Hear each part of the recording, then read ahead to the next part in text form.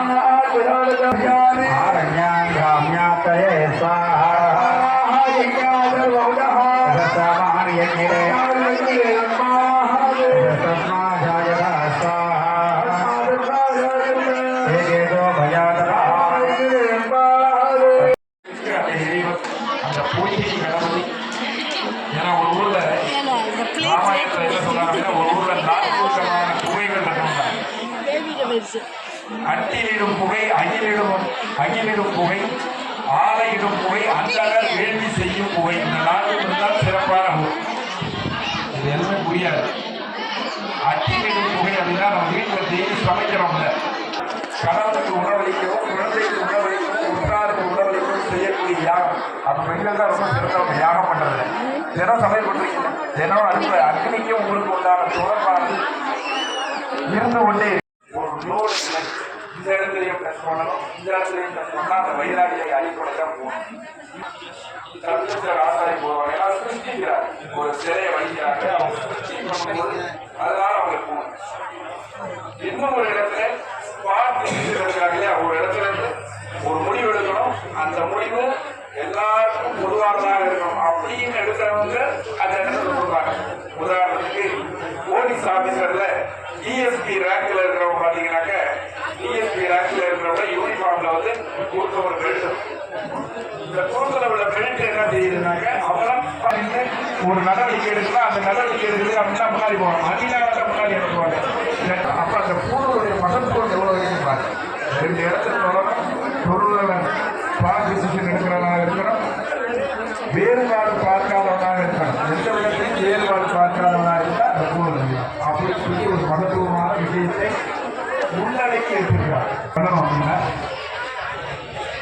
ஒரு கோவிலினுடைய சாகித்யம். இப்ப இன்னைக்கு கும்பாபிஷேகம் பண்ணோம்னா இதே 12 வருஷம் கழிச்சு மீண்டும் இதே மாதிரி கும்பாபிஷேகம் பண்ணுவாங்க. அப்ப இந்த சுவாமிக்கு சாகித்யம் எப்படி வரும்னா, கோவில் சுவாமிக்கு கீழே எந்திரம் வச்சிருப்பாங்க, எந்திரம் அந்த எந்திரம் வச்சிருப்பாங்க, அந்த எந்திரத்துக்கு பூஜை பண்ணி அதுக்கு மேலதான் விக்கிரகத்தை வைப்பாங்க.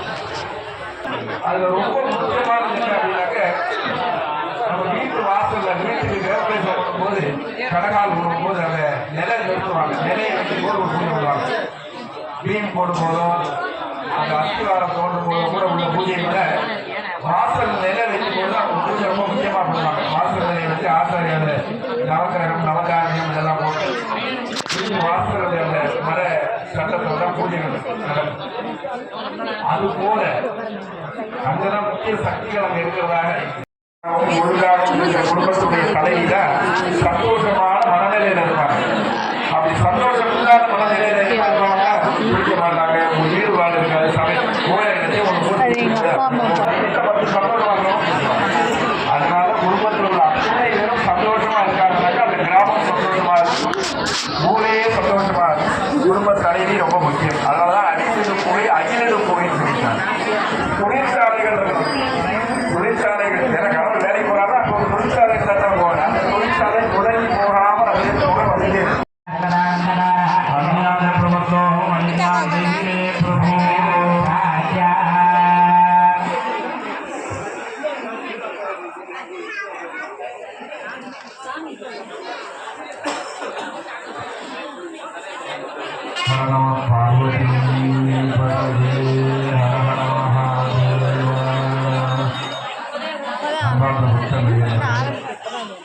நேற்றைய தினம் முதல் காலை துவங்கி பூர்வாங்க பூஜைகளாக நிறைவேற்றி அதனைத் தொடர்ந்து மாலை வேளைகளில் வாக்குசாலை பூஜைகள்லாம் நடத்தி முதல் கால யாகசாலையானது நேற்றைய தினம் இரவு துவங்கி மிக சிறப்பான முறையில் நிறைவேற்றோம்.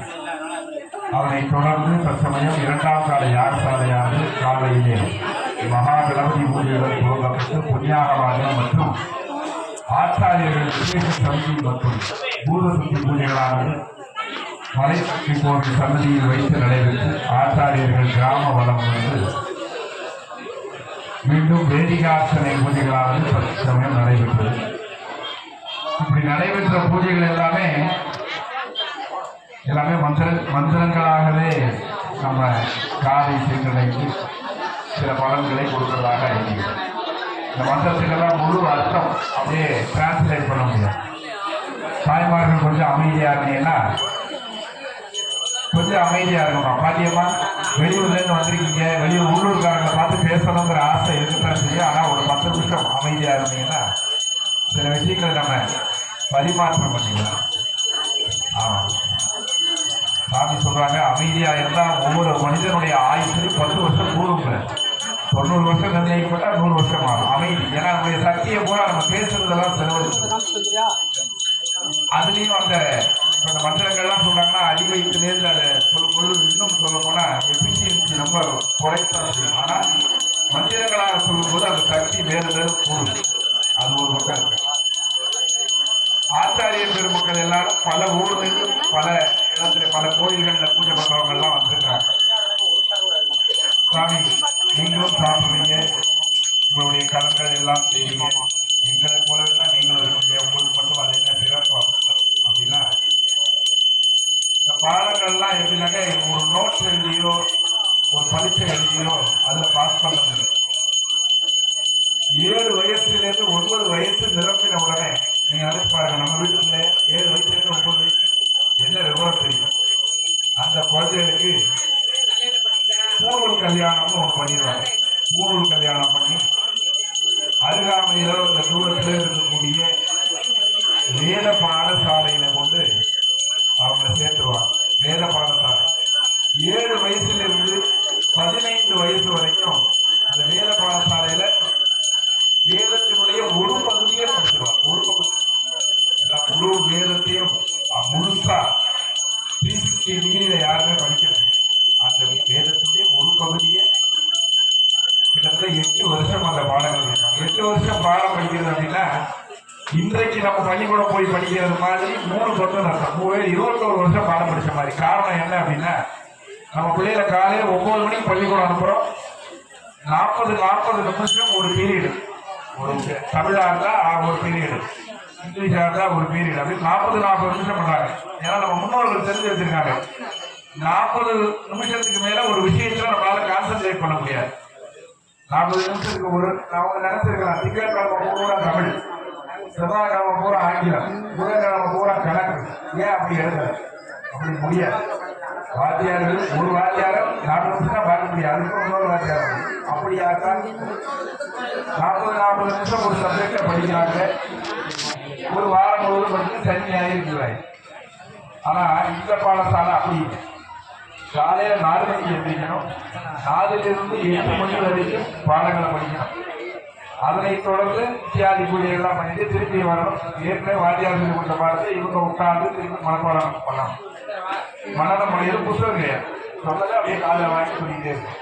அதுக்கு மதியான வேலை 12 உச்சிகாலம் ஆகும்போது சில பூஜைகள் ஆசிரியர்களுக்கு உதவி பண்ணி மாடு வளர்க்கிறது எப்படி, விவசாயம் பண்ணுவதை எப்படி போன்ற விஷயங்கள்லாம் சொல்லிக் கொடுப்பாங்க. அதையெல்லாம் பண்ணிட்டு அதுக்கு மாலை வேலையிலே ஸ்லோகங்களை சொல்லிக் கொடுப்பாங்க.